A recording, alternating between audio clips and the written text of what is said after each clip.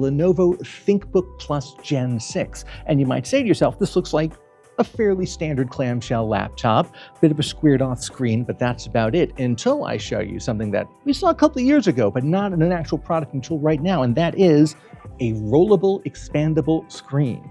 So when it comes to getting more screen real estate out of your laptop, there have been a couple of concepts we've been playing with for a few years now. There's dual screen laptops, there's big screen laptops that fold in the middle and you can turn it into like a smaller version or a bigger version.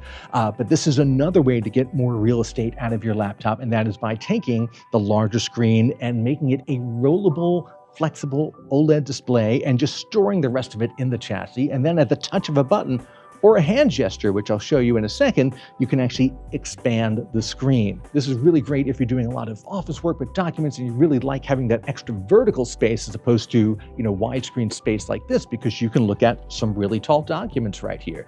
And if you're looking for ways to split the screen up, there's some built-in software that will help you put something on the top half of the screen, put something different on the bottom half of the screen, and manage the interactions between them.